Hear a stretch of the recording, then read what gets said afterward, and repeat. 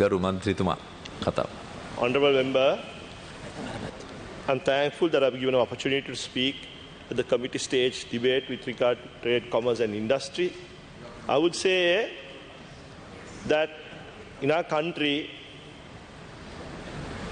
we cannot resolve our issues, take our country forward, unless we move away from debt and bringing FDIs in the country. Your minister, Honourable Minister, is a backbone of the economy. We have to bring in FDIs and we have to develop industries. Our closest neighbor, India, has the largest population. We have a free trade agreement with India, and if we can create incentives where we can start in industrial zones with incentives. Unfortunately, every successive government feels that people are waiting to come and start industries in Sri Lanka. Our energy costs are high, our labor costs are high, so we need to create a mechanism where we create incentives for industries to be set up in Sri Lanka. Then, Honourable Minister, I will be focusing on a very important aspect when we deal with bringing investment and trade. Unless we have a vibrant judiciary, we cannot entice investors to come into Sri Lanka. The first concern, an investor coming and investing in Sri Lanka, if he has issues with the regulators, if he has issues with the local partners, how we could resolve it. Unfortunately, if you file a case in the district court, you have to wait 20 years to bear fruits of your victory. We have brought in a commercial high court in Sri Lanka. However, from the commercial high court, there is only one right of appeal. Earlier from the district court, you can go to the court of appeal and then to the Supreme Court.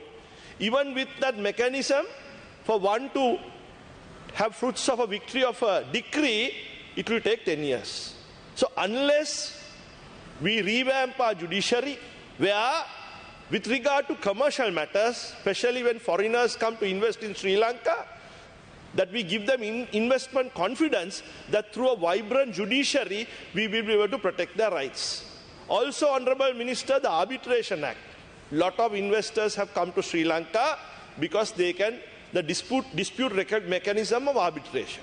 But there are issues with regard to arbitration. If you take the Arbitration Act, there is no provision to get interim relief, and also certain arbitrations take a long duration of time. And also, arbitration has become a very costly process.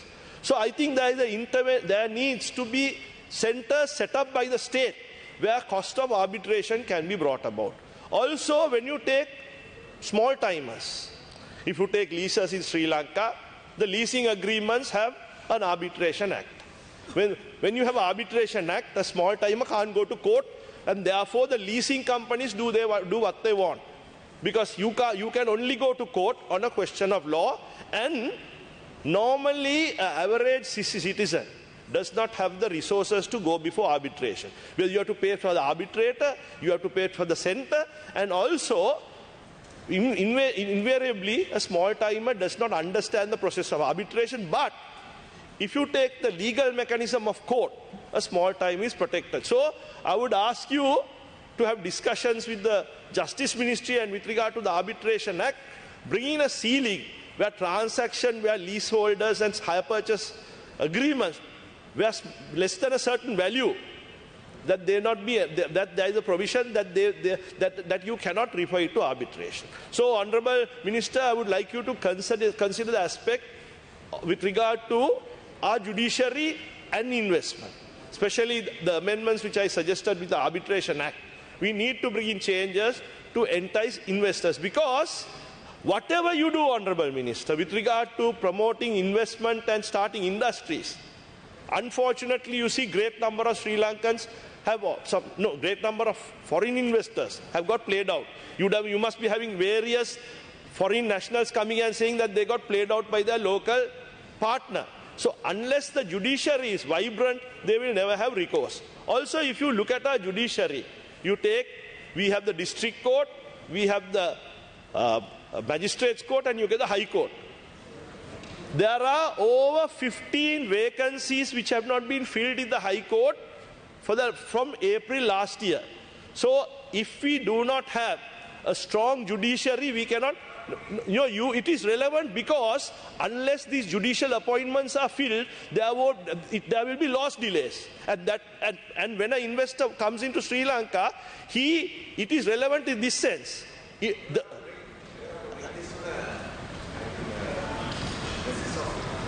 No, I am only speaking to you because as the investor, as the Minister of Trade and Commerce, no investor or no person will start business if there are loss delays. So I am bringing it to you so that you can tell the Justice Minister that there are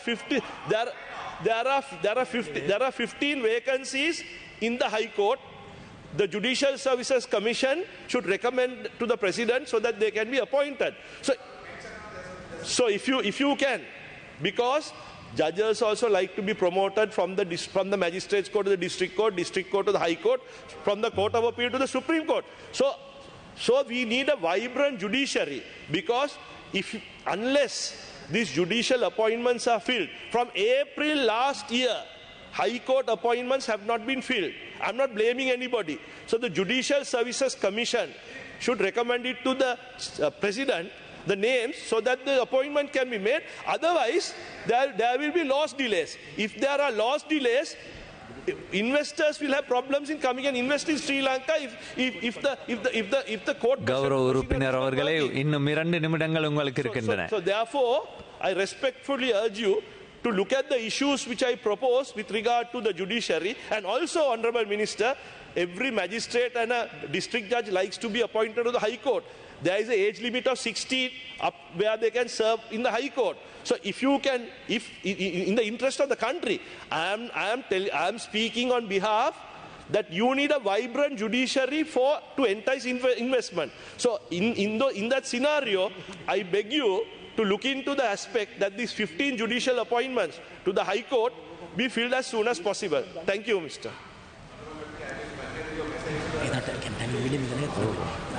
Justice, I'm very grateful, Minister. Thank you.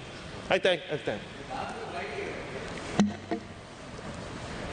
He's telling.